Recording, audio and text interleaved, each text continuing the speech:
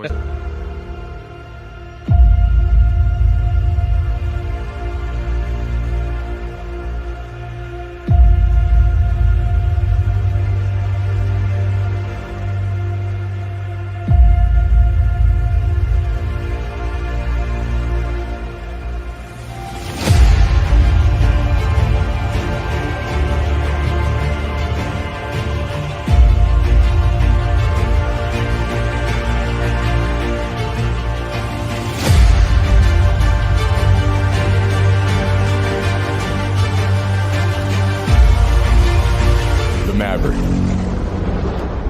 A rebel, a challenger, a risk taker, the one who believes in the power of the underdog, blazing his own trail, refusing to conform, daring to be great. No mercy for you guys, man. Let's go together. 1, 2, 3, together. Doncic as he loses one into Lively. Washington. Dancing, prancing, pulls up, three-pointer, bang! Domination by the Mavericks. Each chapter brings new challenges. We've defied expectations, shattered records, and redefined what it means to play for this city. This time, everything is up for grabs, and we always gonna stand on business.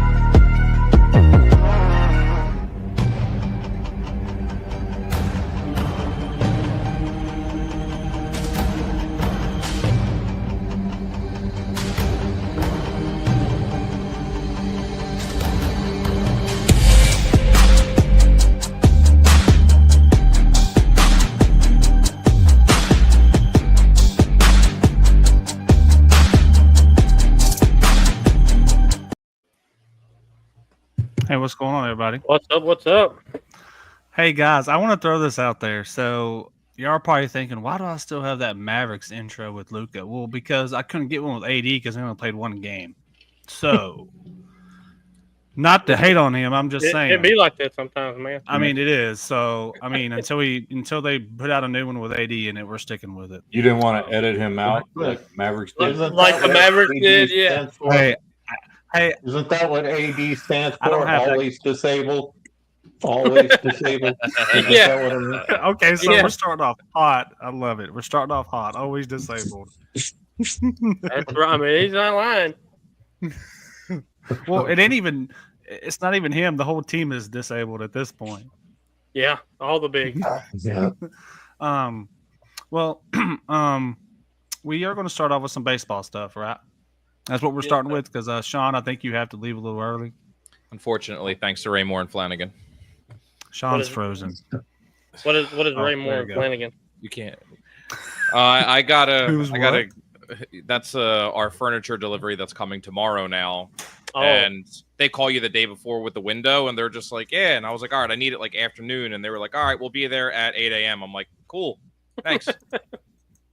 That's the cable guy who says I'll be there between 9 and 4 p.m. Yeah, shows up at 6. Shows up at 6:30. Yeah. Well, so what? Spring training's been going on for what? 3 days now. Yeah. Spring and training I would just like to say that my Chicago White Sox have everybody right where they want them. They're 0-2 in the Cactus League right now. They're saving it for the big league. They're saving it for the season. I just want to let you know, so were the Phillies. What are the Phillies? The Phillies are 0-2. They're 0-2. There you go. That might be the And World Series this year. By the way, and dude, Hey, the I Phillies have are never 0-2 as well. been- I mean, the Rangers. Yeah, dude, and apparently the city's just burning down because of spring training, and the Phillies are 0-2. City's just losing their They're ready mind. to sell the team, get rid of Bryce Harper and all of them. Season's over. Season's over. Season's over. Yep, I think we've had three starters play so far in 2 games, and everyone's just like, we have no depth, and I'm like, none of you even know who's on the team right now. Like, can we just stop Isn't the this? city still smoldering from the parades and Oh no! So the whole thing with the whole rumor with that is that because it was on Valentine's Day in about 9 months, everyone's gonna have a kid named Saquon. So that's the everybody was too busy. I will say things. this. I will say this. You touched on it on our baseball preview show, Sean. The Cubs are 4-0. You said you were kind of excited to see what they were going to be about. They've scored 32 runs in 4 games. I mean, first one that was like 12 or 14 against the Dodgers in the first game. Yes. So that was. I'm curious to see what you got going on there. I said I think the Cubs win the division.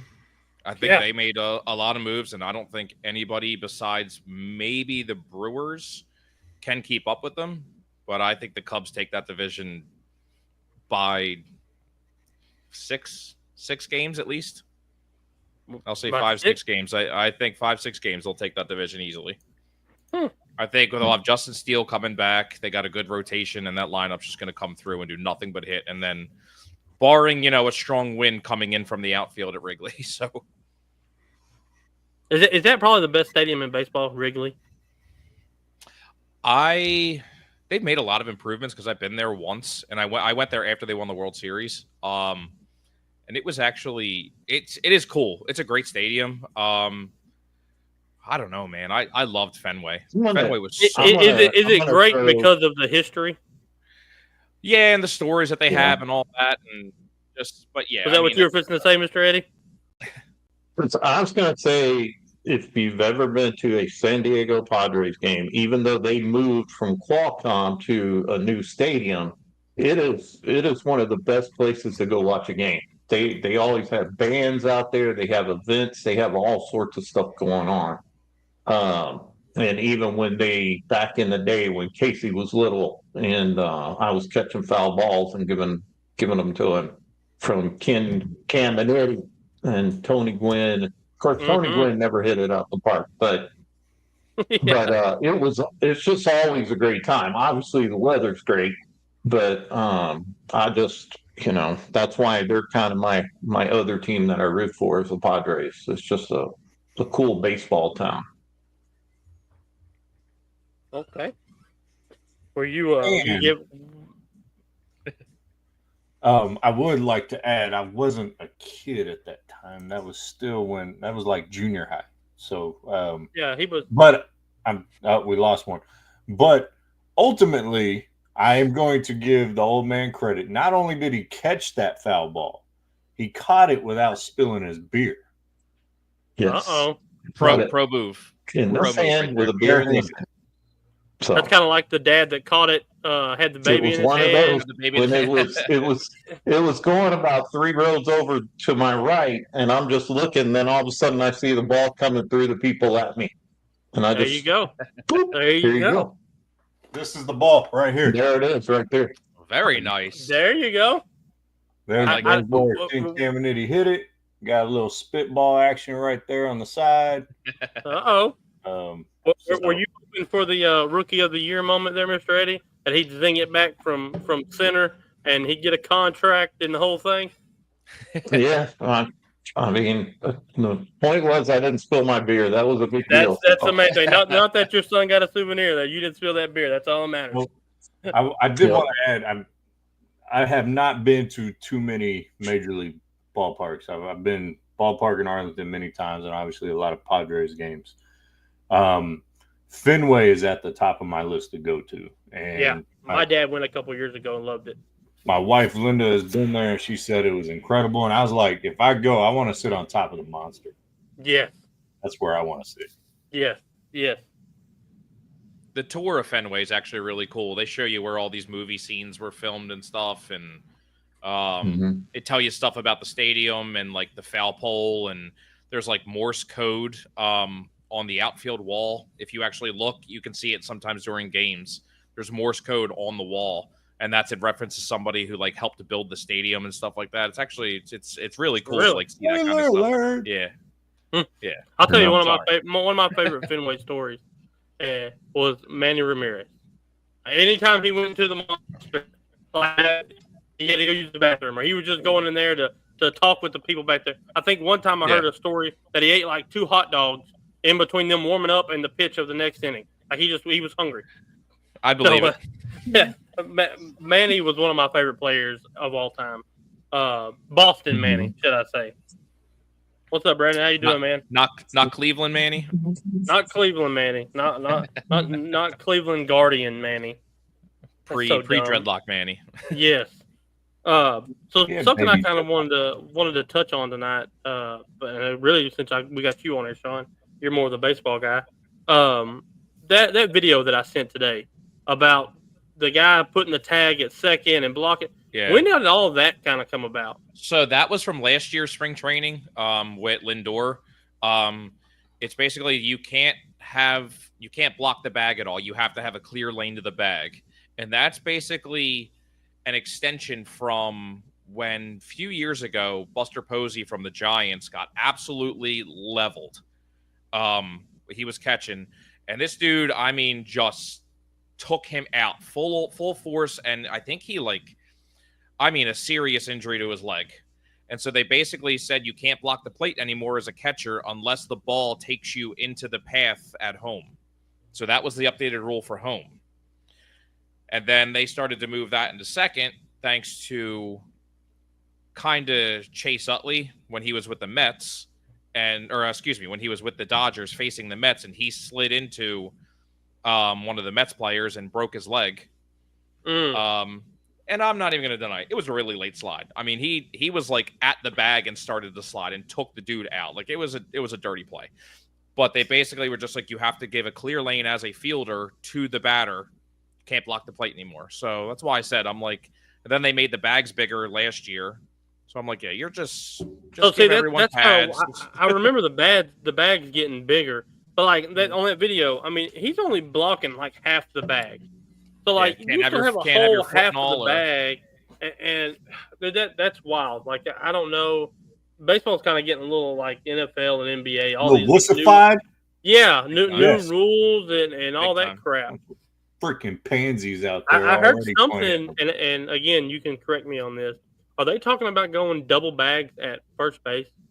Yes. Like slow pitch softball? Like slow pitch softball. Have the outside bag. Softball. Yeah, for the runner and the inside bag for the I'm going to be honest. That one, to me, makes sense. That doesn't bother me at all because there's been so many fluke injuries where somebody's stepping on a foot, God forbid, whatever, tearing Achilles. I mean, they're all wearing metal cleats, so it's very easy to do something. But, like, I forget, there was one years ago before any of these rules was implemented where the guy was running to first, and I completely forget who it was.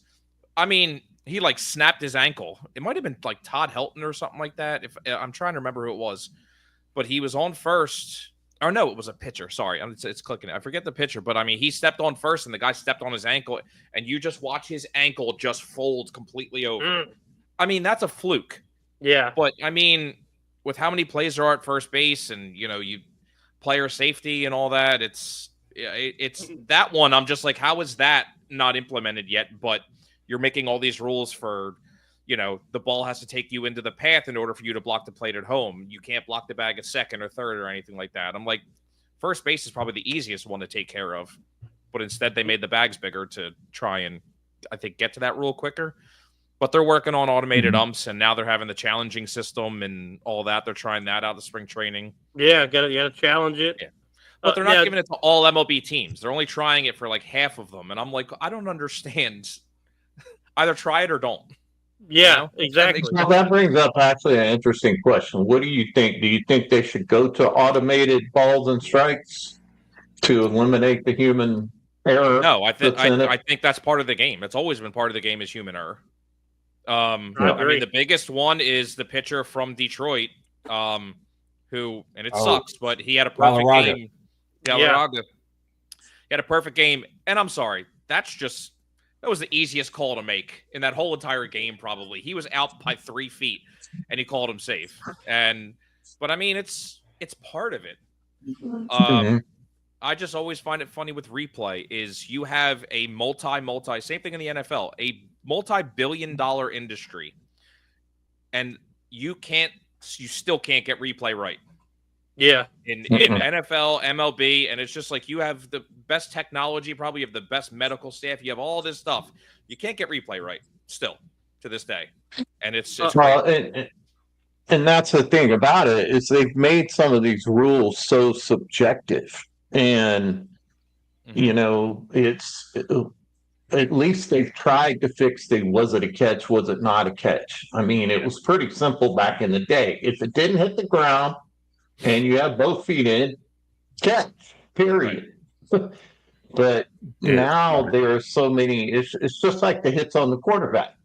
You know, there's also supposed to be the rule that barely gets called, is if which to me is stupid, is the running back, if he puts his head down to go into a defender, which, you know, would have eliminated Walter Payton in the day, because that's what he used to do. And Earl Campbell, they used to run through you. They didn't go around you. They weren't Barry Sanders. They would run through you. So to me, that's when you continually put more rules that are open to the person on the field's interpretation. That's when you get into these, you know, you're gonna have games that are decided when everybody disagrees. I think too with it is like either everything is able to be challenged or nothing. So you can't pick and choose this. I got a question because I haven't looked into it that deeply with the challenging of balls and strikes. If they challenge a ball and a strike, does that take the play? That is one of their challenges, right? So one of their challenges for that the specific situation they get 2, but they get other ones from the dugout because the dugout can't call this. So it's going to be either the pitcher, the catcher, or the hitter side of it are the only ones that can call a challenge for the at bat. As for like with the challenging, if someone's out or safe or if it's a catch, that's other separate ones. So generally now you have 4 minimum possible challenges in a game. Technically, yeah. If they implement this. Yeah. And then if you get it right, same thing. You get to keep it. You're another one. Until you get it wrong. Yeah, pretty much. It's just I had another question about kind of rules. Ball is hit down the first base line. It hits the bag. It's fair, right? Yes. Yes. Okay. Yes. The extended bag, is that going to be fair as well? It's in foul. No, it's fair. It's foul territory. But wouldn't the bag still be in play technically because you're using it? That's why I think it's like I don't know. That's where it's kind of iffy. Like it's it's the same thing as like if it's hit down first or third, and if it bounces in fair territory, and then it's challengeable. Is where did it cross the bag? Where did it cross the bag? Over it. So and that's still, it's the same thing as if it's a home run. Like, it looks like it goes over the foul pole, not to the fair side of it. It's not to the fair side. It's going to be human error and camera angle and all that, and it's just I forgot what sport it was. I forget what sport it was, but they're talking about implementing a chip, like a tracking chip in the ball, whatever sport it was, because that would take away all of the guessing and because you can literally track the trajectory of it and like the spot of it and stuff like that. And I was thinking how that would be cool for like NFL. It'd be cool for MLB because you can see, okay, the ball is clearly right here on this yard line. Like that. That's where it is. It's not a foot short or anything like that.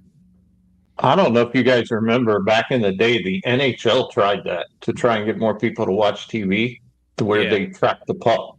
It had like the blue line and red line if it was over a certain speed. It was when they had Fox. It was for like a year, right? I think. Yep. Yeah, it didn't last very long. I don't remember that. The only place that works is in the video game. Yeah. But I think you're referring to the NFL, and I think that might honestly that would They put chips and golf balls at Top Golf, but they're not the best golf balls, right? Mm. So you have a weight thing, and I think that would potentially mess with the baseballs. You know how they're made, unless they put them like in the very center, and then how long do they last? I Yeah, because you're getting belted with the bat. And how much are the chips? How many baseballs they go through a game? Yeah. That is a good question. And you gotta get those chips from like Taiwan or China or something. So I'll say right now, we're probably not getting them from China. Yeah, No. I might say. I'm gonna make them right here in America, people. Yes, yes. Cooperstown, the Cooperstown industry. They're gonna start a factory. That's it. Well, you got any other baseball stuff for us, Sean? Anything kind of come to your head, or I'm watching. I love looking at all the Phillies fan groups, watching everyone lose their mind over 2 spring training games, and this team is going nowhere, blow it up, and I'm like, really nothing about the Sixers though. Joel Embiid is going to needs another new knee, and another everyone one just doesn't want to talk about that. So no, Well, how about Brigman's debut for the Red Sox? For the 3 Red for Sox, 3 yeah. with a home run. So that's something else we can. What about the controversy in Boston with Brigman and what was it? Who? Devers, the third baseman. Yes, yeah. He was like, "No, I play third base."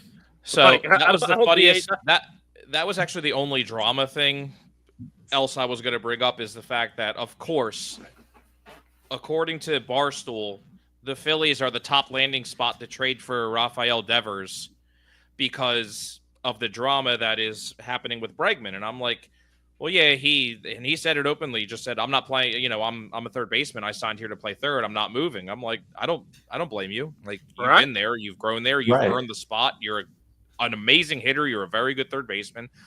And the whole entire thing with Bregman was it was out since he was a free agent that he could move to second base. I don't know if he's definitely going to stay at second base or whatever, but of course now they're saying, oh, well, the Phillies could be a top landing spot for Rafael Devers if they trade Alec Bohm. And I'm like, who is a third baseman? So you're going to trade Devers for a third baseman. You're just going to keep the same exact problem in Boston. Like, why would you trade Devers? That makes no sense. You're going to trade a dude who can hit 35 home runs, is a great infielder, and has been a leader on your team since you traded Mookie Betts. You want to watch people in Boston really just lose their mind. Then trade Devers. That makes no sense whatsoever. I kind of feel like Boston has went down from a organizational standpoint over probably the last 10 years. Like they produce good teams and they have, but it's like they don't function the way they used to back in the early 2000s, late 2000s.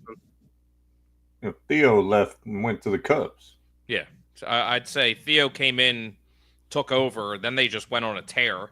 And they broke the curse, and then won another 2 World Series. So they won 3 World Series in a matter of 10 years. And then Theo left and went to the Cubs, helped break their curse. And Frank then now left. And Frank Cone is back, which I don't even know what move that was with the Reds. I don't know that, but it's Boston's definitely, I don't know, changed. I also feel like I don't know. I know you guys say I'm the baseball guy. I don't see the Yankees Red Sox rivalry as good as it used to be. No, they'll throw it on a Sunday night, but they'll build it up and throw the closing game on a Sunday night baseball or something like that. But I don't see it the way it used to be. Like I don't sit down. I'm like, holy crap, it's Boston and the Yankees on Sunday night. Yeah. We're just gonna get into it. Like, oh, who won? That's where I'm at now with that rivalry. Yeah, it's a whole new level because the Yankees can now have facial hair, boys. Whole new level. As soon as I saw that, I'm like, oh, thank you for catching up with the league for the last 25 years. Beards. Well-groomed beards. Yeah. So Sean, you can play for the Yankees right now. Yes. There you go. Let me tell you how I could play for the White Sox right now, probably. I don't know about probably spring training, not when season starts. No, yeah, I could bunt with the best of them. I can tell you that. Hey, my senior year of high school, I just went out for the team just because I was at a small school. I led the team in walks and strikeouts. Nice. That's impressive. I never swung the bat. I told Dustin and Sean Wednesday night.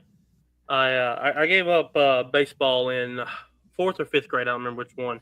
It was first year of kids pitch, and I batted right-handed. No, second year of kid pitch. I gave because I used to bat right-handed, and my dad said, "Man, you're gonna face this pitcher.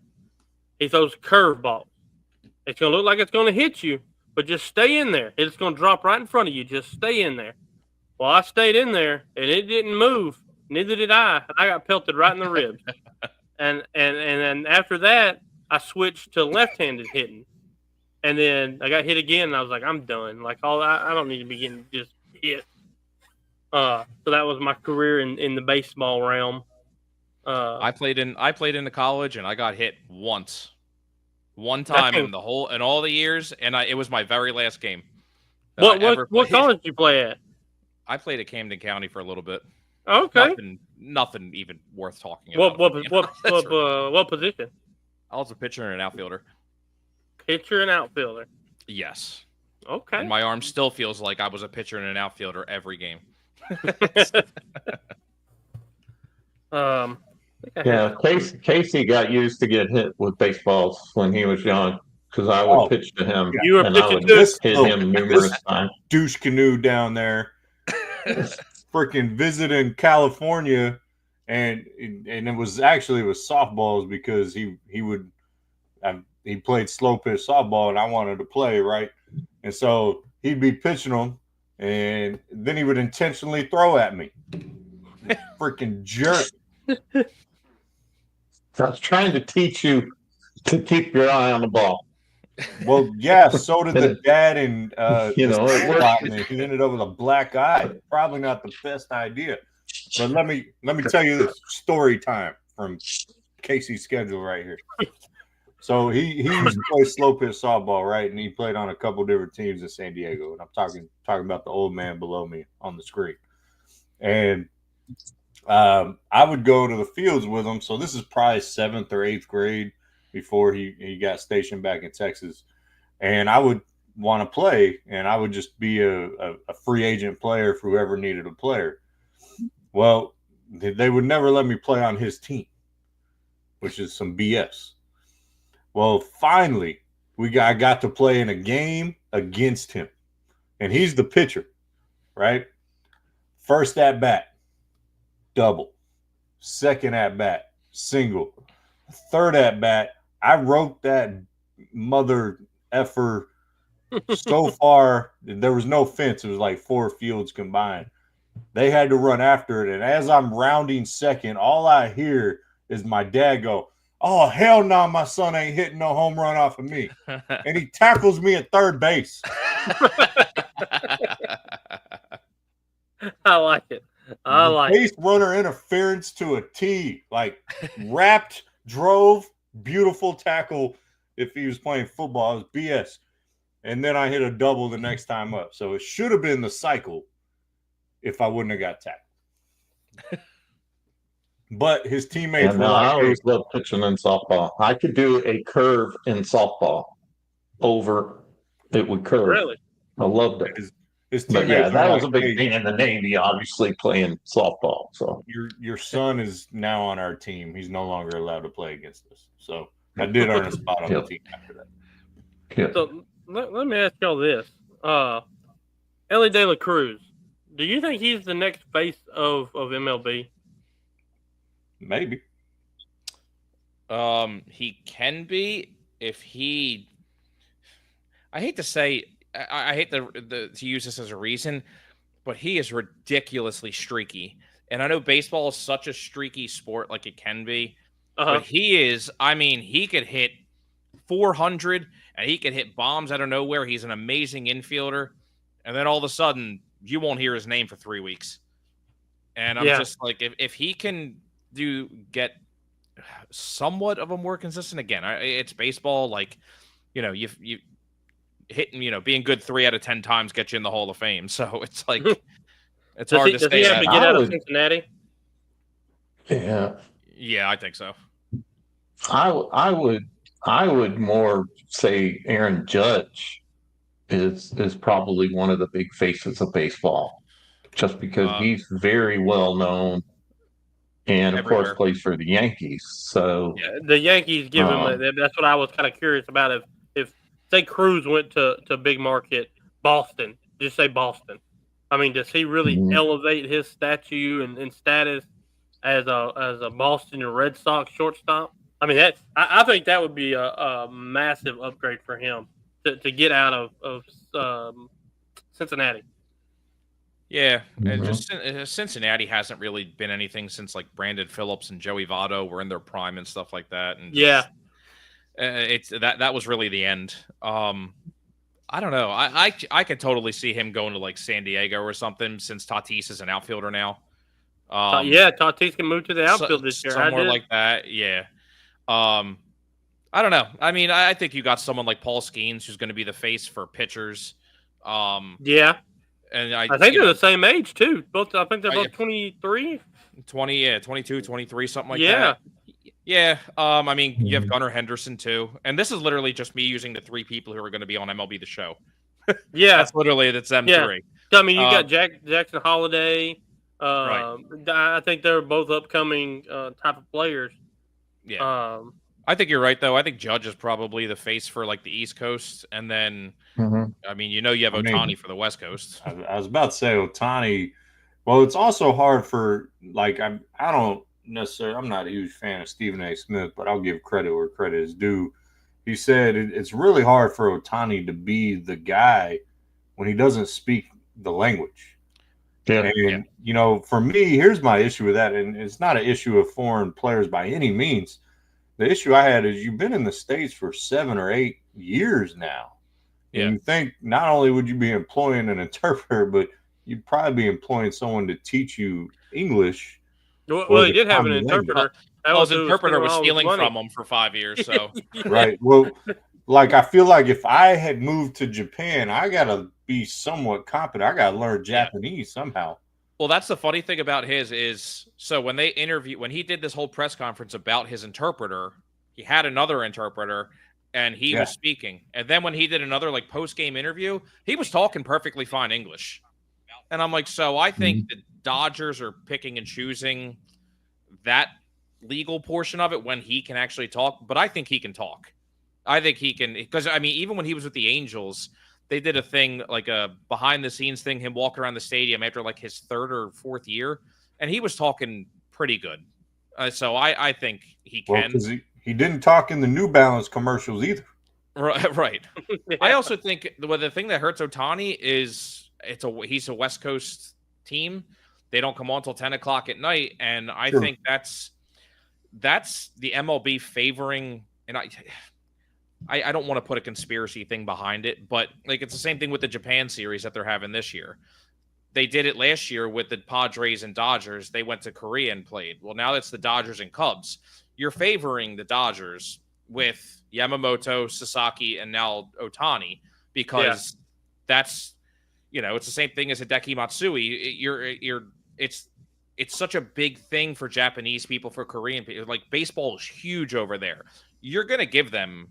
It's easier for them to watch Ohtani play since he's a West Coast. So I think that's why it's the same thing with Mike Trout. When Mike Trout was the face, it was just like nobody can watch him. Like nobody could watch him over here. That's another. Does Mike Trout ever leave the Angels? I know they. I thought I heard something. Maybe I mean, some not rumors. now. Yeah, I thought I heard like some rumors that they might let him get traded or maybe look for something if you wanted. Probably, but I mean, if you want to talk about an ultimate wasted career, yes, that was my kind of point behind. Like, I hate that he, and I think that's something that I think that's why basketball is the way it is now, because there was so much loyalty for so long. And these people weren't winning championships, that's why everybody hops now. In baseball, you really don't see that. Like you'll see the people signing the 10-year, $700 million contract with the team that drafted them just because they're going to get their money. But to counter that is, I mean, if a perfect example is the Alex Bregman contract. He has an opt-out after he has a 3-year contract. He has an opt-out after this year, and then he has an opt-out after next year. So if he doesn't want to stay there this year, after this year, he can leave. He can leave. And I'm like, but if he wants to say whatever, the Red Sox aren't good this year, and they want to trade him. If I'm the next team, I'd be like, I'll trade for you, but I want you to opt into your next year. I'm not trading you for a rental. Right. Which is absolutely. what happened with Max Scherzer with the Rangers. Yep. That's exactly what happened. It's just, I think baseball's going to try and stop that, which is, again, I know we talked about this a few days ago when I was on your guys' show. I really think there's going to be a strike after the 26th season. I don't think there's going to be a regular amount of games in 27. If there's a season at all, I think there's going to be a strike because the CBA is up, and there's going to be a lot of upset people because they can't figure it out. What are they always going to lead to a strike for some reason? What are they going to do about the deal that just ended with? Was it ESPN? Is that what correct? Yeah. Maybe see it more on Fox. That's what I was. Are they just going to go to a different, maybe CBS or TB? What was it? TBS, Turner Bros. TBS. If Fox is smart, they'll get it because it's you want to grow the viewership, which has always been a problem because now you have Apple TV who gets all these Friday night games. Mm-hmm. And now, that's what I'm scared of. It enrages people. Is going to the streaming side of it because I did see where it was either Amazon or Netflix or something like that wanted to buy a large portion of the NFL rights Netflix. It was Netflix for streaming the games. And I was like, that's crazy. I mean, it would be cool if it was like the NFL Sunday Ticket and I have Netflix so I can just pick what game I want to watch. But like, if it's the same crap I'm getting on TV, I don't want to have to go to Netflix and watch the same stuff. I agree. I think the biggest joke is that Amazon had playoff games for football. I think that was absolutely atrocious. Yeah, and that's on the NFL. Like, I mean, I know it's a business. That's all it is. But I'm just like, that's a middle finger to the fan. It really is. Yeah. But people keep saying like, oh, if you want to watch it on Apple, they're like, oh, just sign up for like this 7-day trial. I'm like, not to use them as an example, the Phillies had like 5 games on Apple last year, so I can't sign up for a trial every 4 weeks. Like, what do you want me to do? And it's one game. Like, I get that, but they had one where it was like our pitcher's retirement night from when we won the World Series in 2008. You couldn't watch it. Are you kidding me? So I think if Fox is smart, go after all the ESPN games. ESPN didn't care about baseball anyway. They haven't cared about baseball in years. Like they had the All-Star game. They had the Home Run Derby. Or no, just the Home Run Derby. I'm sorry. They stopped caring about baseball a while ago. I can hear, what's his name in my head, just back with the home runs. I'm like, don't go to Nickelodeon like the NFL tries to do. The slime game on Thanksgiving. You don't see a slime explosion during a home run. Yeah, I don't need to see SpongeBob running out in the outfield trying to catch a ball. I don't need to see all that crap. By the way, sports pet peeve. We do these on our show. Sports pet peeve. The Puppy Bowl. Yes. Dumbest thing ever. Yes. At least it's not during the game. I will say that. At least it's like 3 hours before the game, but it's a waste. How has it been going on for like 20 years? Forever. But it's its own show. It's got commercial breaks and put that money into sponsorships. Yes. Stop it. Yes. But I will say, if the Puppy Bowl would like to sponsor Tired Sports Network, we would be all about it. Oh yeah, we would have puppy show on here every day. Absolutely. Like I would do a 7-day-a-week puppy show if they wanted to sponsor it. They have their own segment. Anyone from Texas Rangers 1836 whiskey that I'm sipping on, watching right now, if you want to sponsor, feel free to contact us. So real quick, I have to ask, only because Eddie, I see you have an Astros logo, but Casey, who are you a fan of? Oh, it's the Rangers. Okay. It's he's a traitor. He used to be a Rangers fan. He's from Dallas. What's up? So Sean's You got know, saying here's hi the thing. He sits there, ooh, he's a traitor. Rangers were terrible Yeah, for and you my gave up. whole childhood. We only went to the game to watch the other teams, and that's all we did. The Rangers were terrible. And the only time that it even got close to being somewhat watchable is when they started having Pudge Rodriguez and Yeah, when we Jose Gonzalez and Michael those type Young. of players. But other than that, when I went to San Diego back in 1985, that became the team for me. So, and now in Houston, they have, at least in Houston, they have one team that kind of finishes and actually wins championships. All the other Houston teams, of course, you can go back to the Rockets. They Rangers just won a back when World the Series. Cowboys were winning Super Bowls. But Rangers just won a World Series. You can't say that about the Rangers anymore. And they went when I was a kid. Early 10s. When I was a kid, they were terrible. I don't disagree with that. They were a laughingstock until Nolan Ryan came to the legitimacy to the organization. So let's ask you guys. That was going to be my next question. If you guys ever got to see Nolan Ryan pitch, I do like live on TV, obviously, because I didn't go any of the games. Yeah. But I do remember seeing him pitch. For Casey and Mr. Eddie, who do y'all have winning it all this year, baseball wise? Go ahead, Baldy.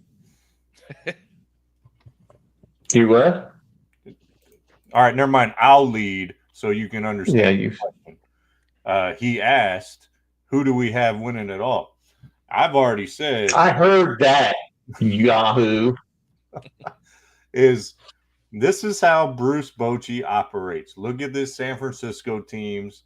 He wins a series. They don't make the playoffs. He wins the series. He signed a 3-year contract. DeGrom is healthy. Evaldi is back. Kumar Rocker, I think it's Rocker. He's a dude. That dude is the next ace of the Rangers. Wow, that was some great, insightful stuff there. He's a dude. Good job. Look, you're over here trying to research whatever you're trying to figure out and try to say because you don't have a pick. But I will say, if the Rangers are healthy, I do see them being able to make another deep run. But baseball is just one of those sports you never really know. And because it's such a long season, just speaking of the Rangers, there were so many injuries last year with Seager, with Josh Young, Wyatt Langford, Evan Carter was out, Adolis Garcia was out. I mean, they hardly played together at all. And, and now we'll see how long DeGrom lasts. I already told y'all I never liked that signing on y'all's show that y'all did, Sean. Yeah. But ultimately, I think the Rangers, if healthy, are one of the best teams in the league and could make another run. But it's not going to be easy. And, just like any team needs, they need a little bit of luck here and there, and you'll see how the ball bounces. So, all right. Yeah, there you go. Go ahead. I don't think so. Old guy. I don't think so. It's not going to be easy. It's the Dodgers. The Dodgers they're stacked, and I think it's going to come down to Dodgers and Yankees. I don't. Yeah, the Rangers, Bruce Bochy, all that. Yeah, they'll be up there, but I think there's the ones that were there this year. I don't see them falling too far back. We'll see what happens with the Red Sox. I think some of those moves, they're looking pretty good so far. But yeah, I just think it's going to come down to Dodgers and Yankees again. The Yankees don't make the World Series, and they go back to having being clean shaved because that was a curse to let the beard grow out. That watch. They're going to implement that immediately the next day after they lose. Paul, if you're still watching, what position would look really, really funny with a beard? I don't think he would look good with a beard. I'll point out that me and the old man almost agreed on the Rangers, by the way. We almost agreed there. Almost. But we can't have that on this show. I like Bochy. I love Bochy as a manager because, he was with the Padres, obviously, when he took him. And so. Hey, we've had Coach J. Kidd, manager Bochy. might be in the works. Uh-oh. He might be on the show here coming soon. That would be pretty good. So, well, anybody got anything else baseball wise? I know Sean. I know you gotta get your railing off and your couch downstairs and the whole nine. Yeah, I'm about to just let toggle bolts fall in between my my drywall right now and just put new ones let in. them go. Push it through. I don't care. Well, if you need help, call Sean. Call Scott. I'm sure he'll be right there. No, I'll call myself. That's actually better than asking Scott for help. I'll call Scott's grandmother actually probably before I call Scott. Put its earbuds in and it's rap while he's talking. hey, I'm telling you, he's gonna come in lit. I know he says he's not drinking the night before he goes to work. He's so full of it. I'm telling you, so full of it. He says he's gonna show up late, and I'm telling you, I'm gonna laugh if he's in his bed again. Like that'll be classic. Oh yeah. That was so weird. I'm gonna cry. It was so dark and like all I saw was like a head and like Ella, and I was like, "What in the world?" Hey, Sean, I literally until I watched y'all show, I did not know the ethnicity of your co-host based off of that appearance. Like it was so dark in that room. Yes, it was. It was true story. So when Scott gets, has a little too much. He starts to walk like a dinosaur, like a T-Rex, like his arms come up a little bit. So there was one time that we were out at the bar and I got the band to play that old school song, that 80s song, Everybody Walk the Dinosaur. I don't know if anybody even remembers that song. It was not a popular one, but I got that and he walked out and just was like, "Really?" And I'm like, "Get an Uber, dude. You got to go home. You're done. Everybody knows when you're done." Oh man! Well, hopefully Scott will be on with us later because we're about to be a 3-man crew because our man Dustin is having technical difficulties. Struggling. He keeps saying we're like lagging on his end. He said he can't keep up with the conversation. There'll be something for us to discuss. I'm watching Cleveland and Memphis playing right now. They just had a brawl. Yeah, on the floor and the bench. Yeah, sweet. 74-71 right now. So people fixing to get thrown out of the game. Taking their cue from hockey. Yeah. We're not bringing up hockey since USA didn't get the job done in overtime. That was super disappointing. Yeah, Austin Matthews can go away for a hot minute. Yeah, he is. All right. Thank you, guys. Sorry I couldn't hang. All right, no, you're good, man. All right. We'll see you next time. time. See you guys next one. Peace. Yeah, that's the thing. It's just a little bit of hockey. Is McDavid to me is just he's the best player in the game right now. It's he and maybe I'm saying that because of what happened with the Stars. Jeez, they had Bane on the ground. Sorry, with the basketball game, they had Bane on the ground, stamping on top of him and everything else. He's staying in the game, I guess. But is what kind of stamp was it? Was it like a signature stamp? No, it was like foot stamping on him, stomping. They stamped on him. No, they put their stamp. You should understand that. You were the guy from hockey saying put the stank on somebody. Yeah, because his last name is on somebody. His literal last name is Stankovic. Yeah, no, I was just saying McDavid is just that guy when he is on the ice. He just finds a way to win games. I mean, he put the Stars to bed last year. Yeah. He just is one of those guys that finds a way to win it.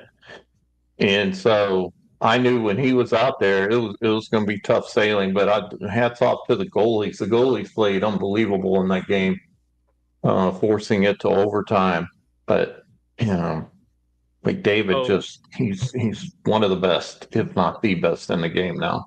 So I saw something today, and it really blew my mind about basketball. I'm trying to hold off on Spurs talk until if we can see if Dustin can get in here. I know that's his team. But with Wemby out, Jaren Jackson, the center for Memphis, is now the front runner for Defensive Player of the Year. If he wins that award, he is eligible for $367 million. The Supermax. Wow. The Supermax, which is what Dallas didn't want to pay Luka. I'm not paying Jackson. And that blew my mind. Like, that blew my... But even the fact that he's eligible for it, he is not a top 25 to 40 player in the league. I think he's good. I think he fits what Memphis does. But there is no way that he is worth that much money. Agree. Mm-mm. And I was like, you are kidding me. Yeah, no, he's definitely not worth that. And you know, don't trade him to Dallas because we'll trade him trade him again because we won't trade him to Dallas. He'll get hurt. It's a big man. He'll be hurt. Well, that's true. Man, I will tell you this: Memphis is a really good team. Like I didn't know until I actually was looking at the standings and stuff. They're number 2 in the West. I had no idea that they were number 2 in the West. I think the last time I really looked at the standings, they were like 5th or 6th, maybe. But they've really kind of jumped up there, and Dallas got smoked today by the Warriors. They did. It was not a. You know, they were 5-1 since the trade. Before 5-2 now, yeah. And Christie did not show up. He went 1 for 5 for 2 points. Who? Curry had 30. I mean, he was 12 of 20. So I mean, it's hard to. When Curry is like that, that's when Golden State is good. When Curry is efficient and taking good shots, Golden State's hard to beat. But if he gets to where he's just shooting to shoot, to try to get those numbers up, that's when you see Golden State falling off, and just barely over 500. I mean, 500. Yeah. It's it's obviously early, but I give credit. It seems like Jimmy is fitting in. Yes, I didn't think that would work with Draymond. Draymond wasn't my concern on that one. My concern was just Jimmy himself, and being just all the issues he was having in Miami seemed self-inflicted, and maybe he's just playing nice because it's early and it's a new organization. Yeah, that could be it. But I think that's going to be interesting to see how it plays out. See what they do, because right now, if the playoffs started today, they're in a play-in position. So, where they were before today's game. And who'd you say didn't show up? What did you say? Max Christie. Max Christie. So yeah, that 2 points. Yeah, that was his worst game to this point since the trade. He's been in double digits every game since the trade. Every game, yeah. I was talking to a couple people yesterday when I was doing shooting a little hoop, and I told them, like his value is way beyond scoring the basketball. It's he's one of the best defenders on the floor every time he steps on the floor, and he has been scoring the basketball. So I was said this as I was like, if you would have got Christie, Connect in that first round pick with Anthony Davis, I probably would have been okay, a little more okay with that trade, because Christie has turned into, he seems to be a guy who's going to be able to average 20 probably in the next year or two, and then he's a good defender, and then I think Connect is, I said, an upgraded version of Mike Miller, who I think he is. So I like that comparison. Yeah, but we'll see how it gets. And you said it before. All the big men are injured, so who knows what they'll look like. I think they'll look pretty good if they're all back, but they all got to get healthy. Yeah, that's it. And you almost want to, in my head, and I could be, you almost think that they're just trying to ride the ship right now until they absolutely need the big men. Like, I mean, let them get. We're in the play-in, which I don't like being in the play-in, but we're a game and a half out of the playoff spot. let's just kind of ride it and let them rest and let's see what we can go with. Now, if we get 2 or 3 games out of the playoff spot, now let's start working maybe one back in at a time and keeping pace. Yeah. But don't rush them back. We're not hurting right now, so let's not rush them back.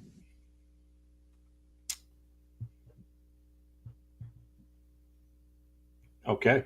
Yeah. I thought the old man was about to jump in, but I thought he was too.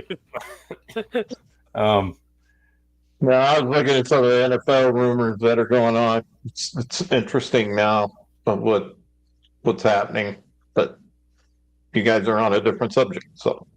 Oh, go ahead. We have no schedule on the network shows. You throw whatever out there. Yeah. Actually, you got 2 schedules. We got 2 schedules. When I commented on when I was listening to Sorry in Advance, I don't know if you were watching then, Derek, but I was suggesting, like, they were talking about all-time Philly players, and I was all like, well, you should do top 5 pitchers and top 5 hitters because they were struggling with like top 5 Phillies of all time, and they were like, well, maybe you should just schedule our show from now on. And he's like, oh wait, I didn't mean to. And I was all like, yeah, I did. I was watching that one. Yeah. So I think they were talking about Chase Utley they were having a hard time putting him at 2 or something. Yeah. I was just commenting, causing a little cane, but what are these rumors that you're reading there, Pops? Well, what do you guys think about Deebo Samuel? He's saying he wants to be a number 1 wide receiver for wherever his new team is. Go to Jacksonville. And he wants to be treated like that. Hey, he won't be number 1 at Jacksonville. They got Brian Thomas. Oh, do they? Mm-hmm. Yeah. I think he had New Orleans. Maybe. I don't think Chris Olave is I don't know. I don't know where he's like 25 pounds overweight. I did see that. I don't know where Deebo could be a number 1 receiver, to be honest with you. Yeah, that's kind of a tough call. I mean, I think isn't Miami, they said they're going to, even though Tyreek Hill wanted out of there, I think they're going to retain him. Well, he backed if Tyreek left and you brought in Deebo, I think Waddle would be my number 1 receiver over Deebo. Oh, yeah. It's probably true. Well, I could tell you who needs a number 1 receiver. The New England Patriots. They don't have a receiver, I don't believe. Not that I can recall. Not on the top of my head. Oh, I don't know who's Drake May, I guess. Yeah. I did see a couple more rumors on the NFL side. I saw Kansas City was going to pursue DK Metcalf. Oh, that's just wrong. That would be kind of big for both of them, really, for DK going to that organization, and then that gives Mahomes a legitimate number 1 threat. And then I also seen some trade talk with New England and Tennessee that involved Joe Milton, their backup quarterback. Yep. That way, and it would do with like a 2nd or a 3rd round pick. It was something. So they would keep the number 1 pick. They would get their quarterback because Joe Milton's a great quarterback. I mean, you watched him in the combine. You watched him at Tennessee. He's a really good quarterback, and I think he just needs to grow and learn the NFL system.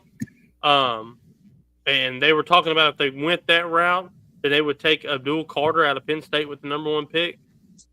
What would y'all think about that? What do you think about a defensive end going number 1 again in a draft that really doesn't have? I don't know if there really is a franchise quarterback in this draft. Yeah, everybody likes to make the argument that Sanders is, but I don't think. Hey, I'm going to tell you, Sanders and Cam Ward have been like documenting their working out together, and Cam Ward is dogging him every step of the way. Like, I mean, it doesn't matter. Oh my goodness, yes. I mean, talking about how he worried if there was an award for completion percentage, that he would get it, and he said the only reason you'd get that is because you throw hitch routes to Hunter the whole time. I mean, getting on him, and I was like, goodness gracious. And he blatantly, I mean, he says everything he can without just coming out and saying, I'm a better quarterback than you. I mean, he digs at him on everything. I don't think he's the latest on Sanders is he's not going to participate in any drills at the combine. Right. Which, that isn't really a huge story. A lot of quarterbacks do that. Yeah. But then one of the other rumors is, well, it's not really a rumor. I guess it's more of a question. Darius Slay with the Eagles. Is he going to stay? Or are they going to trade him or just release him? Because that's a big question for the Eagles. Think so? I kind of think so. I mean, he's been there for it. He was at Detroit, if I'm not mistaken, right? Yep. And then went to the Philly. Mm-hmm. He got his ring. A lot of these older guys, I think they want to go out on top. That's how they want to be remembered. I think of like Michael Strahan. He got his ring and he retired. Like that's how he wanted to go on top. Ray Lewis got his ring and retired. I kind of see Darius Slay as that type of player. Like he doesn't want to have 2 or 3 years after the ring and fall off and maybe not leave as good as he was when he was on top of the mountain. Mm-hmm. The another one is going to be Devontae Adams. Is he going to stay in New York? There's talk of him going to or being looked at by Green Bay. I've seen a Green Bay, and I also seen San Francisco. Yeah. Because that's where he was from, so he wanted to go back. The other big one that I saw, and this one could be huge. Matt Stafford and Cooper Kupp being traded to the Giants. That would make a lot of sense. That's why I don't think they'll do it. Yeah. It was. I think it was Stafford. It was Stafford and Kupp to the Giants for the number 3 pick. And like a 3rd rounder this year and a 3rd rounder next year, something like that. So that would help the Rams. I think the Rams are they're teetering. They're right there on they still have a really good football team, and they're close to the rebuild. Like, I mean, they're right there on which route they want to take. Well, yeah, and I think if they lose Stafford, they go into full rebuild. Because absolutely. I think he's the one who gives them a chance to win every year. And that's going to be interesting to see. To me, watching him, he didn't fall off as far as, even though he's getting older, he's still, to me, playing at a high level and keeps them in it. Which is another thing about quarterbacks, of wondering what's going to happen in Chicago. Fields. Is Fields going to stay? You talking about Pittsburgh? You mean Pittsburgh? Or Pittsburgh Steelers. And is he going to stay? Because the Jets are a rumored team for him. It was a swap. It was Rodgers for Fields. I seen that earlier this morning. I don't know who gets the better end of that deal. I mean, a washed up Rodgers versus a pretty good Fields. Washed up Rodgers is still pretty good, I think, if he wants to be. Yeah, Fields is just a weird one to me because he's shown at times that he has the talent, and he definitely has a great arm, but it just the inconsistency. In a lot of ways until really this year, I put him and Jalen Hurts in the same bracket of being inconsistent, but a very good runner and can do things. So, but I think Hurts was able to elevate his game because of the running game he had this year. Um, but yeah, it's going to be interesting to see this whole thing with Aaron Rodgers. I think he just kind of needs to go into the sunset and fade away. I think Yeah, I he's think just he's trying to hold on. I think. yeah. Yeah, I think he's So trying to hold on way too You know long. where Aaron Rodgers needs to? He needs to do the Brett Favre trifecta. He needs to go to Minnesota. yeah, that's another name I heard. Or Darnold to the Jets. Him going back to the Jets.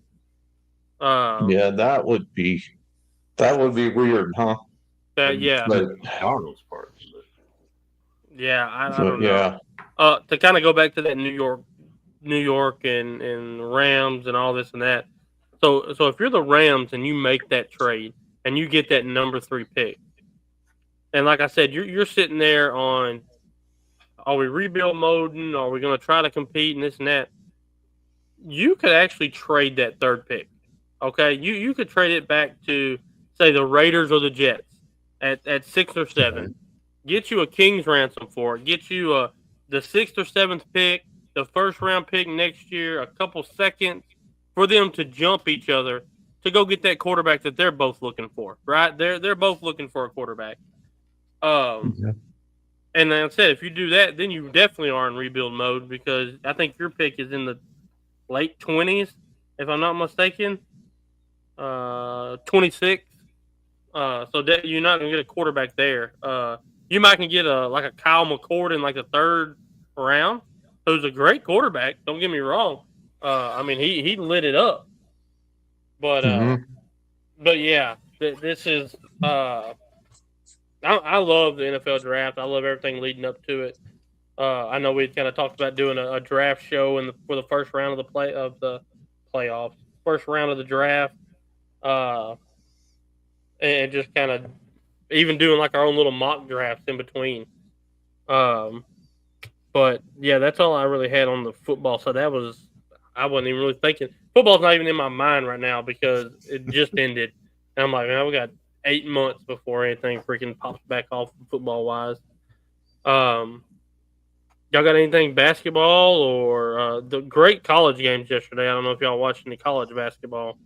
But Tennessee beat A&M 6-7.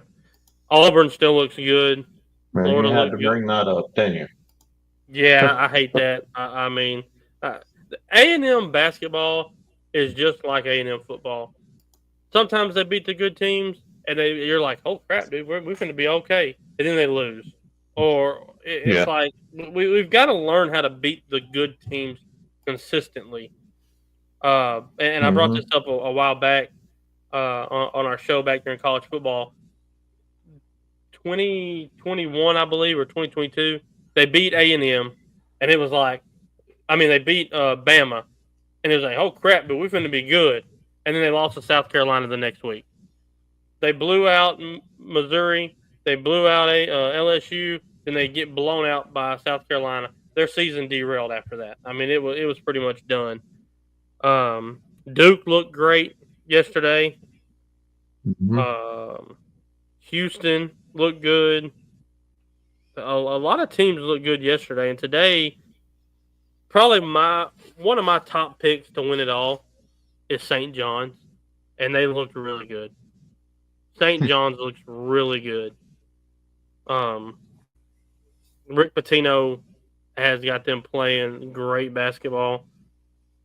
And that's a whole different show in and of itself. The March Madness. They beat UConn today, the 2-time defending champ, who's struggling. I mean, UConn is 18-9. I mean, they are struggling to kind of find their footing anywhere, much less just the Big East. Yeah, I don't think. Yeah, Go ahead. Go ahead, Kate. Oh, I just said I don't think UConn's three-peating by any means. No. And Yeah, my no. pick would be. I'm actually gonna say the old Dookies with Cooper Flag. But Duke Flag.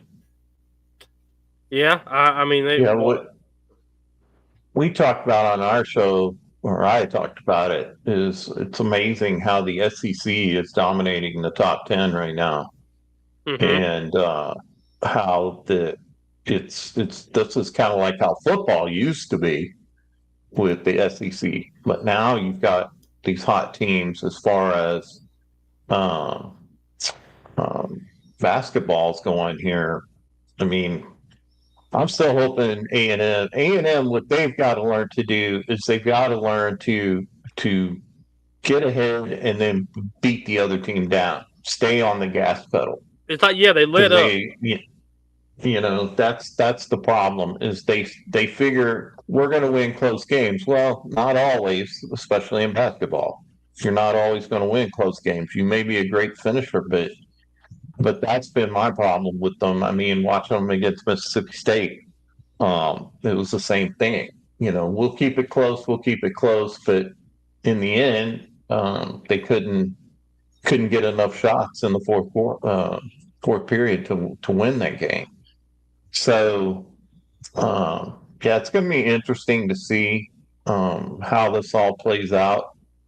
I can't disagree with you on St. John's. St. John's is going to be, they're going to be a team to be reckoned with in the tournament. Um, but I think it's going to be a big. This is what my point was. Is I think it's going to be a big disappointment if the SEC, with this many teams in the top 10, do not win the championship this year. There Someone was from the SEC should pull this off.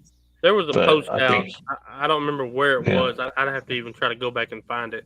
But somebody was talking about how bad the SEC is in basketball because over the last, I don't know, like 4 weeks, they're in SEC play. They're 24-24 against each other. The top teams are. That doesn't mean they're bad. These are top teams playing against top teams. Like if this was 24-24 and none of them were ranked, or one of them was ranked, yeah, that would look bad. But when you have 6 in the top 10 and they're just playing each other and beating each other or splitting, that's just how dominant the league is as a whole. And it kind of came out of nowhere, the SEC being this good in basketball. It was always like Big Ten, ACC, and then the Big 12, SEC, then kind of everybody else. But now I would beg to differ that the SEC stands on its own right now, atop of the league as a whole. I know the Big 12 still has teams up there with Houston and Iowa State and Texas. Iowa State's another good one. I mean, they're great. That's a great team.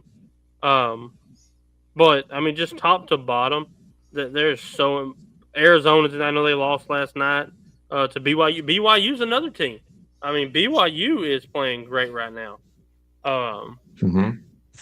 But to me, I know this is completely like sidetracked.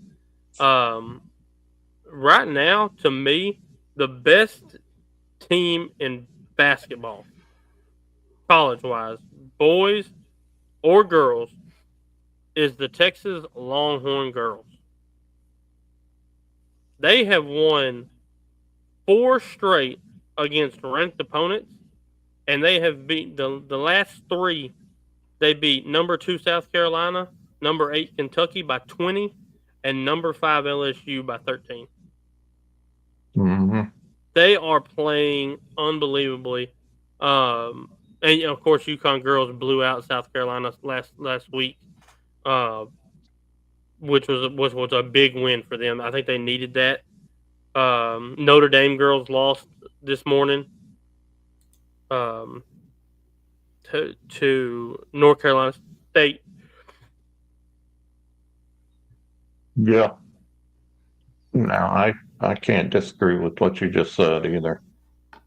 But yeah, to your point though of what the fact that the SEC teams are playing each other. I mean, between them, there's only Auburn and Florida, between them and all the games they've played, between them have only lost 5 games.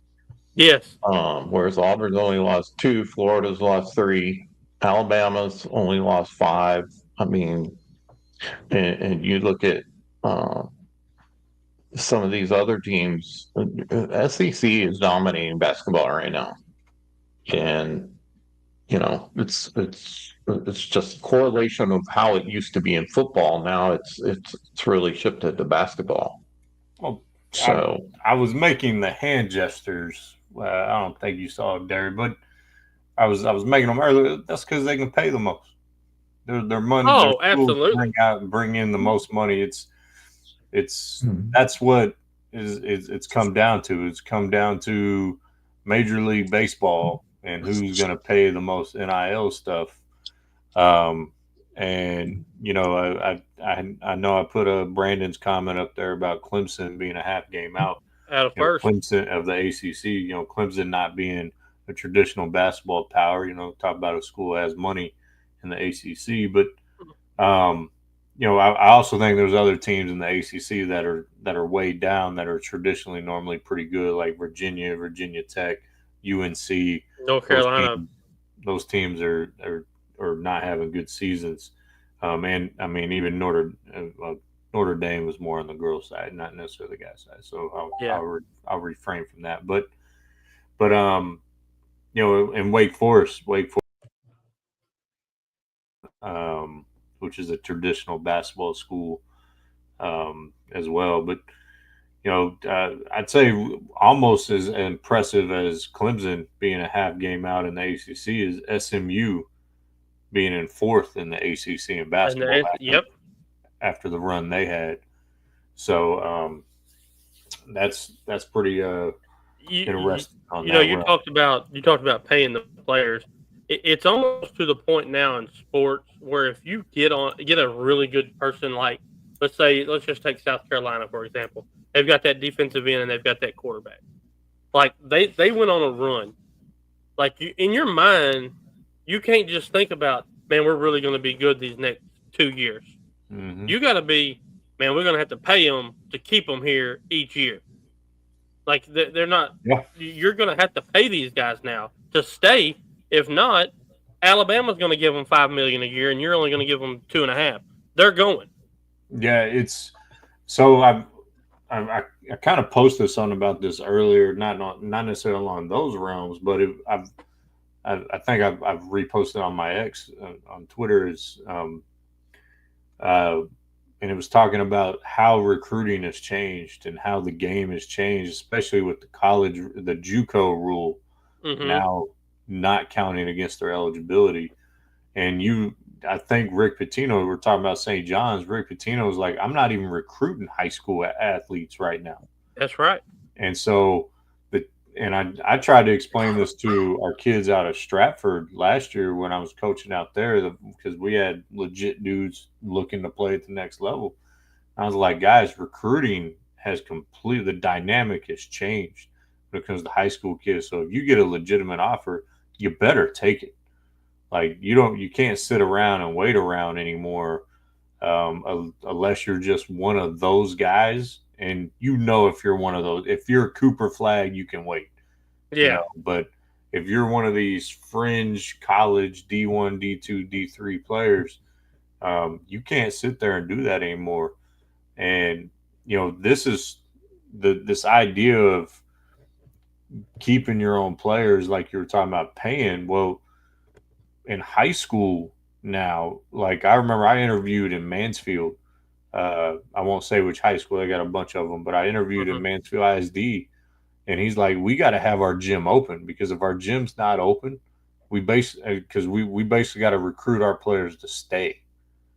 And if our gym's not open, they're going to be 10 miles down the road at DeSoto or Duncanville if they're playing open gyms there. And so it's what's crazy is the entire landscape of sports has changed. And for me, my personal opinion, not for the better, but and that's a topic for a different day probably. But it's one of those things that it's just kind of crazy. For me, it's really hard to get into college basketball, into college football, because these guys are there's nothing fun about this guy's played 4 years in college and he's been at 4 different universities. Yeah. Like, have you or he's ever been, seen the picture of his name is Bear Alexander? He committed to Georgia. Went to Georgia for a year, then transferred to USC, and was then he the one with the tattoos? he's got the G on his right there, and he's wearing a Penn State uniform, but his profile picture is him in the USC uniform. Like, what the crap, man? Like, I said this back during football season, and the more that I see the way the landscape is, the more that I believe it. There was a post put out by a unnamed recruiter for a major D1 school. He said that if you're not top 100 in the nation in college football, you're probably not going to see the field as a freshman. So if you want to see the field, you need to go D2. And then if you're not top 200 in the nation, you probably need to go D3. And he broke it down like that. Well, when I was seeing that and reading this, it almost reminded me of the MLB farm system. Like, Alabama is going to say, okay, hey, Casey, you're not good enough to make our team, but go to South Alabama for a year. And then when this guy graduates, we're going to bring you up.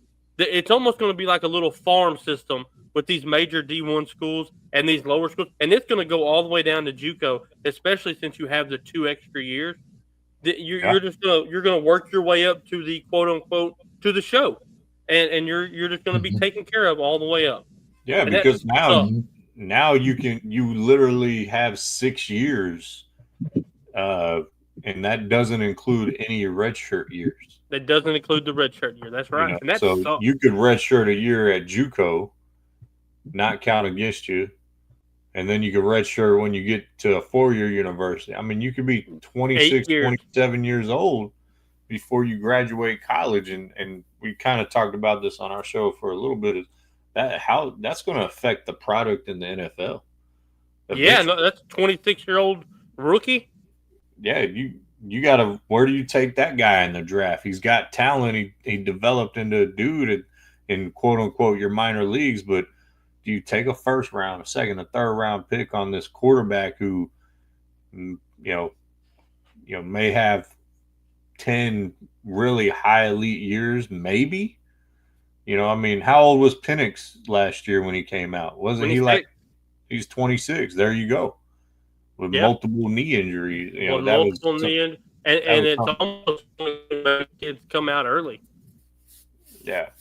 And so ultimately I think it's definitely a conversation we're having, and interesting to see where it goes in all sports when it comes to the age but when you filter it down to my level at the high school, man, when basketball is already an elite sport, you get 12 guys on a varsity team out of a school of 3 or 4 or 5,000. I mean, that's 1% of 1% of 1% of 1%, essentially. Yeah.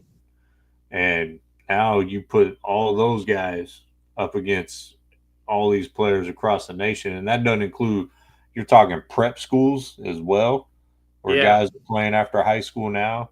And then you add the JUCO thing, and it's like, to get a scholarship or get recruited out of high school now is going to be so difficult that, your guys that with potential that could develop into guys, they're not going to get opportunities. And, they might at a small school or a JUCO somewhere, but like, people sleep on JUCO. Those are grown ass men playing ball at JUCO. Yes, in every sport. Like, it ain't no joke where I can just walk on at a JUCO. Like, and I think that's a mentality, even back when I was in school, and maybe back when you were in school, Casey. It's the mentality of, I'm either going D1 or I'm not going to school. Well, I had a player like that last year. Like, our point guard, my dad knows who I'm talking about. I'm not gonna put his name out. He's a great kid, one of the best kids I've ever coached, attitude wise. Loved him to death. He played his heart out. He ran the show. And I was trying. He wanted to play Division I basketball, and I'm like, dude, you're 5'7", 5'8", 5'9", somewhere around there. You're quick, you're a strong guard, but man, you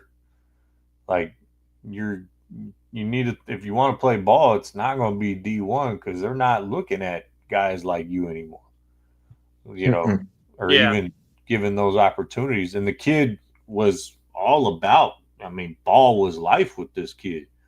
And he was a great high school basketball player. Just his attributes and things didn't translate to the next level on what they're looking for, because I think a lot of young players don't understand this is, you're 6 foot doing what you're doing, or 5'10" doing what you're doing and getting to the rim. Like, there's guys 6'7" can do what you do, and they do it faster, more explosive. Like, it's faster, a reality. Stronger, jump higher. Yeah. Yes. Yeah. So,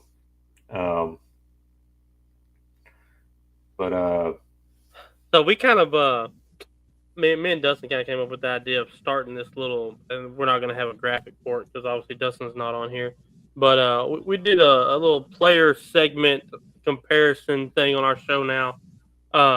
And last week, or Sunday night or Wednesday night, it was Carmelo Anthony versus Jason Tatum, because I got into a discussion with a guy at work who's he's 20 or 21.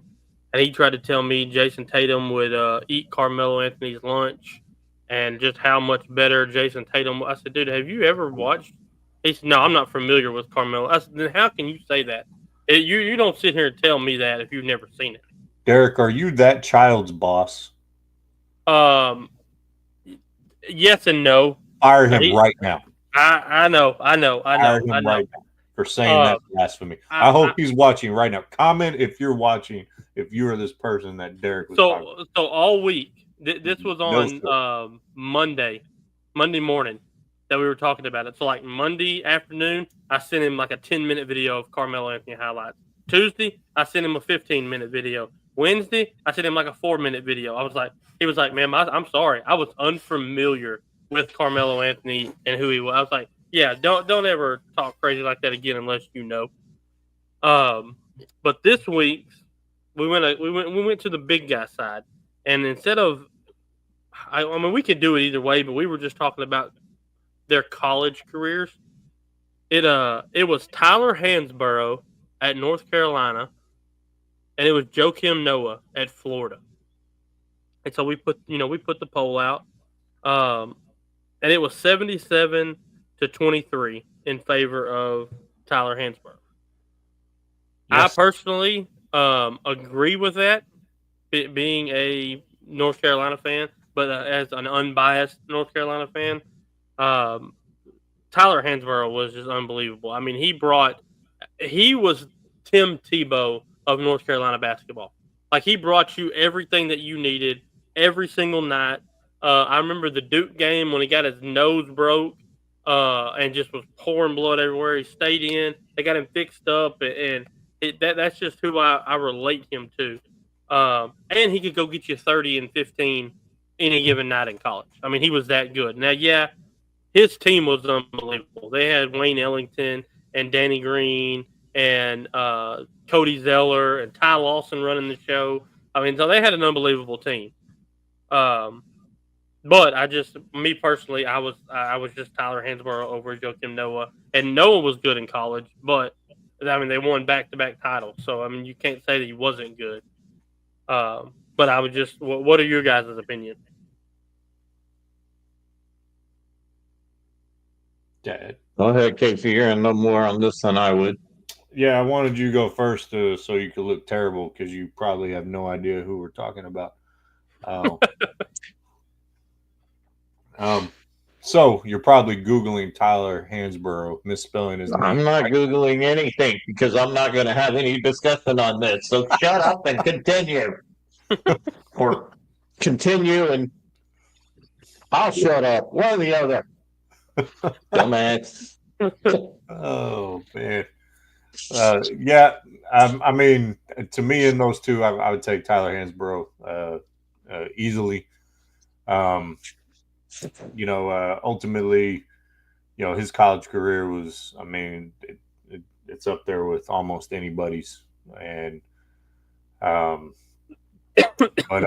on your Tatum Melo thing, I mean, to me, I would take Melo.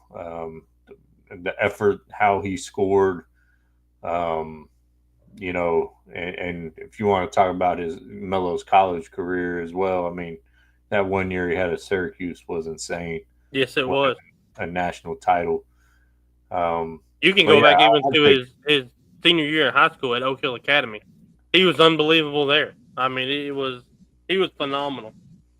We did have one discussion with, I forgot who was in the comments. I want to say it was one of Dustin's buddies. But like, I really didn't know what Melo's prime was.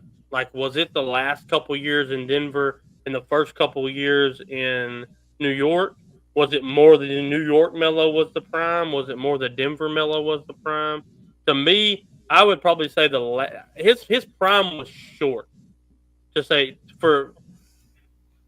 me, it was short. I think the last probably 3 years in Denver, and then he had 3 years in New York. I think he had a 6-year prime, but I think he's overall probably one of the top 10 scorers in NBA history. I mean, his ISO game was unreal. His mid range was unreal. He was the only rookie. This is what blew my mind about Melo. He's the only rookie ever to win Rookie of the Month every month, but not win Rookie of the Year. Because, of course, LeBron did. Okay? Carmelo made the playoffs in his rookie year. LeBron didn't. So how that correlates, obviously we know, but it doesn't. I mean, you talk about his prime. I mean, from year 3, he started averaging 26. Mm-hmm. And, had some really good years. Then it dipped down to 22, and then it stayed steadily around 25 to 28 up until 14, 15. So his 10, 11-year run when he first came in the league was phenomenal on how he scored the basketball. And that included, obviously, Denver and then getting traded to the Knicks for, his first couple years in New York. Do you think Denver retires his jersey? I'm going to tell you the answer. It's not even easy to think. It's no, because Nikola Jokic wears number 15, the same number Melo wore, and that sucks. Yeah, I know Melo is salty about that. Oh, he has to be, and which they probably didn't know that Jokic was going to be that good. They drafted him in the second round. Right. He was on a commercial when he got drafted, a Taco Bell commercial. Yeah, it's no, and I don't know if New York will either. I don't think New York does either. I don't think he did enough. I think Melo goes down on that list. I mean, obviously he's done playing. He retired a couple years ago in that failed campaign with the Lakers. I think he's one of those that is one of the best players to never win a championship. I think he's way up there on that list. I agree. To me, he's one of the biggest what ifs in NBA history, because if he goes number 2 to the Pistons instead of Darko Milicic, now the Pistons have Billups, Chauncey Billups, Rip Hamilton, Tayshaun Prince, Carmelo, and the Wallace. And Wallace and Rasheed Wallace. And Rasheed. He gets a ring before Wade. He gets a ring before LeBron. And I would be pressed to say he has multiple rings. That team, I think, would probably win 2 or 3 in a row. I believe so as potentially, for sure. So I think, yeah, man, I don't know. I don't want to say what if, because what if to me is like injuries. Like Like yeah. Like that's when I think what if he had a 19, 20-year career. So he had ample opportunity. When him and Allen Iverson teamed up in Denver, I thought that was a team that could have made a run, but They ran to the Lakers in the Western Conference Finals. Lost yeah. 4-2. That was a good team too. I mean, they had Billups, AI, Melo, Kenyon Martin, Marcus Camby, Birdman, J.R. Smith. Yeah, that was a good team. Yeah, they had a solid team. I think it'd be interesting to do a what if list. I mean, like my list starts with Penny Hardaway. Like that's my biggest what if player. Because I think you could put Grant Hill on that list as well. I mean G Hill, Greg Oden.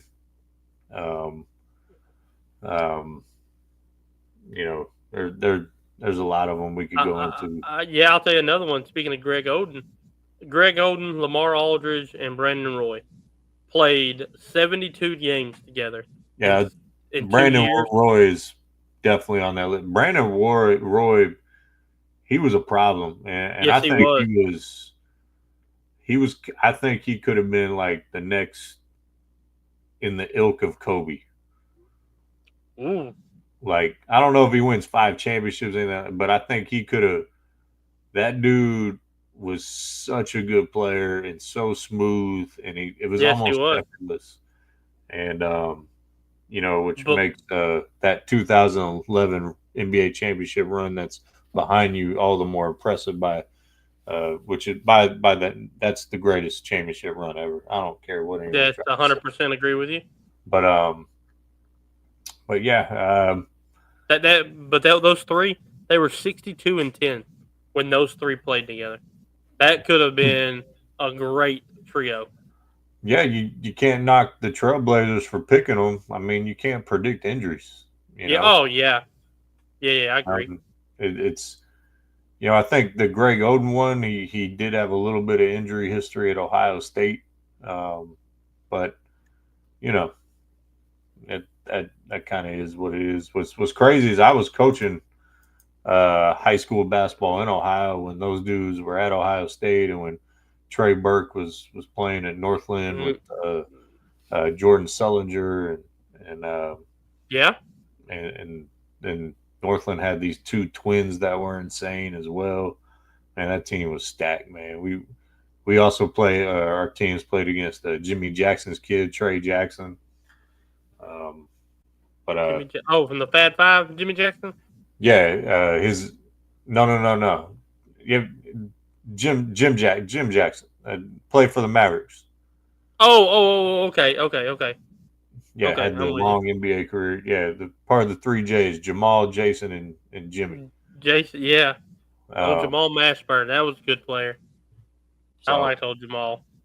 But yeah, that'd be an interesting list to come up with. The greatest what ifs, and you could even do it by sport.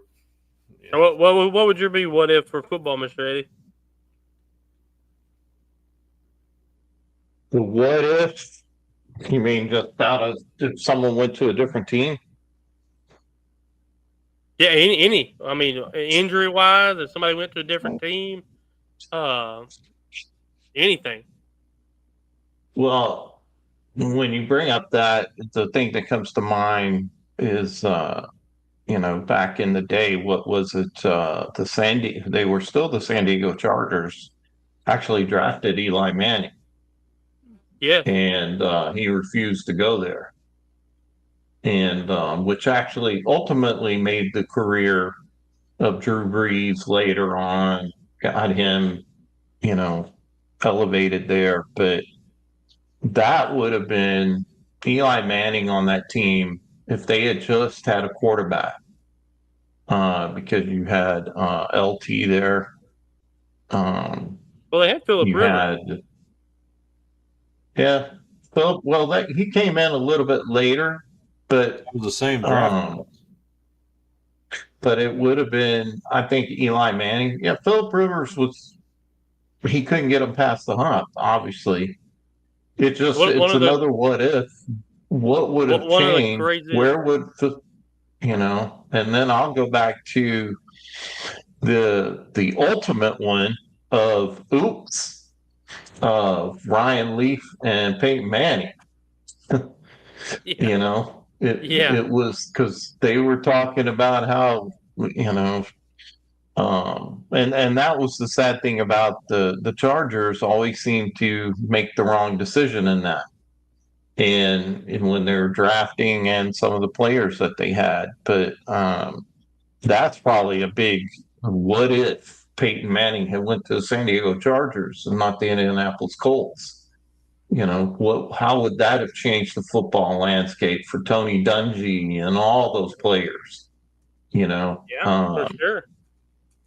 That would have been a big one. Now, another what if, because Jimmy Johnson admitted that he made the mistake of not drafting Michael Strahan.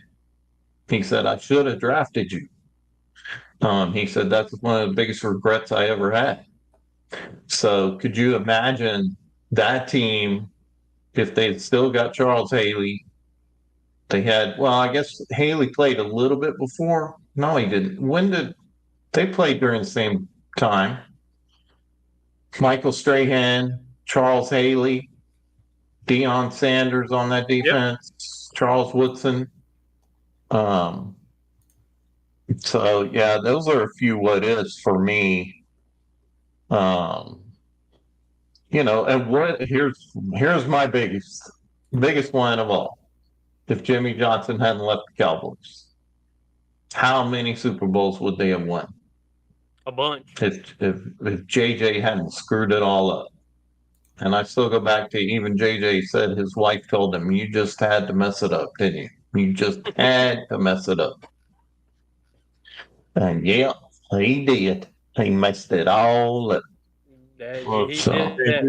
We could do a whole list of what if Cowboys. But I would say the biggest one draft wise is Randy Moss for the Cowboys.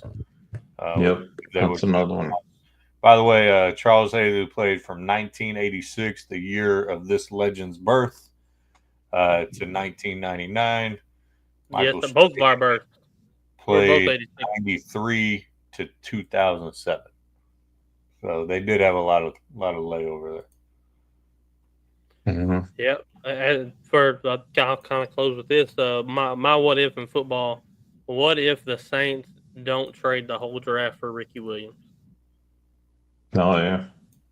What I still to this day cannot believe they traded an entire draft. Now Ricky was good. Don't get me wrong.